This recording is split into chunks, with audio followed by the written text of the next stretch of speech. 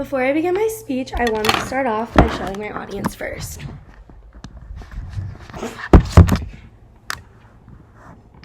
I think we can all agree that homemade gifts have more meaning than those bought in a store. While kids under the age of 16 might argue this, after a little maturing is done, I find that it is obvious homemade gifts evoke a great feeling of warmth and comfort. A feeling that cannot be reached with a typical gift bought from the store. Knitted scarves make for a thoughtful gift, and the process of making them is very simple. Knitting is perfect to do while watching TV and is very comforting for the individual knitting. Like many young adults, I'm a full-time college student, so money can be tight. Luckily, knitting supplies range from $5 to $25. The supplies, such as the needles, can last for years and years and years. And it helps save you money in the long run by making awesome gifts to give to people. Knitting a basic scarf requires little time and is very easy to learn with just a few steps. For a beginner knitter, it would be helpful to set aside an hour to 2 hours a day to learn the basics. Knitting is a very simple process and really only requires 3 steps. According to Carrie Hammett, who wrote Knitting 101, the process of making a basic knit item is quite simple.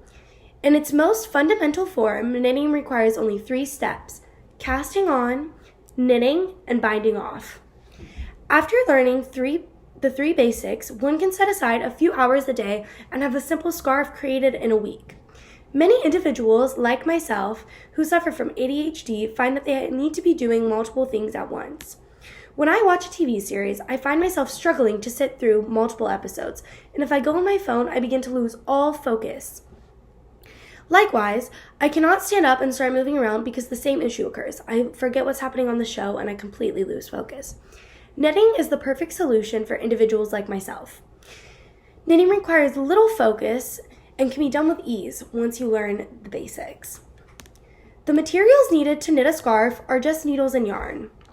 Needles vary in size. For example, right here I have some bigger needles, and then I have a smaller needle. And when comparing the two, you can see the size difference. There's also needles much smaller than this one. I think it's best for beginners to learn with bigger needles because it's easier to see your mistakes and they're also much easier to work with. Likewise, the yarn also varies in colors, patterns, sizes. For example, this is a very thin, multicolored yarn. They have solid colors, again, very thin.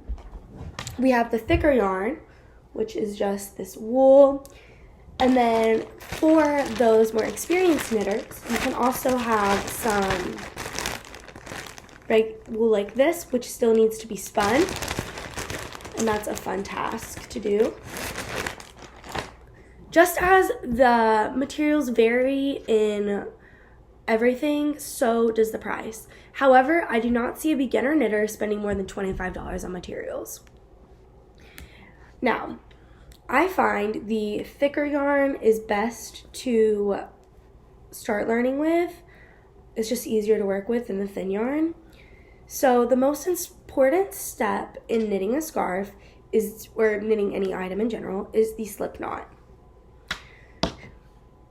To create the slip knot, you're going to give about 10 inches from the bottom. Then we have the ball in the right hand, this on the left. And then you're just going to simply flip it, kind of make like a little shape. Take that part through, pull it, bam. The great thing about this is that it's adjustable. You can make it tighter, make it looser. Then you're just going to put it on your needle, pull it tight, put it towards the bottom of the needle. Depending on the width of your scarf will depend on how far down you want this and how many loops you want to cast on. So the process of casting is very simple. You take your left hand, flip that, and then go under the hole like so, and then pull it tight. And you just repeat that for about 10, I would do about 10 slip knots for the scarf. However, I don't have the time to do that, so we're just going to start with the 4 I have. Then take your needle, slip it through. You're going to want to take this, go over it, and then go under, and then pull it off. perfect.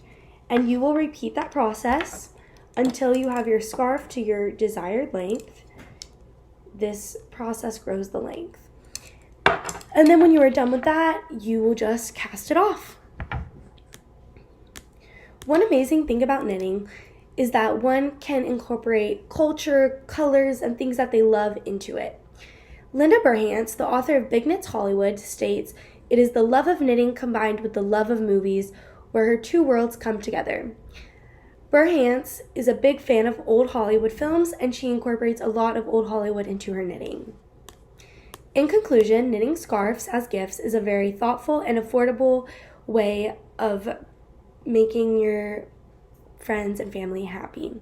Setting aside time to knit is very easy and should not even be viewed as setting aside time, but rather incorporating it into your everyday lifestyle. The materials can be purchased at any local craft store such as Michael's. The process is very simple, and to finish a scarf, you simply tie it off. Enjoy the new hobby and start making others happy with this awesome gift.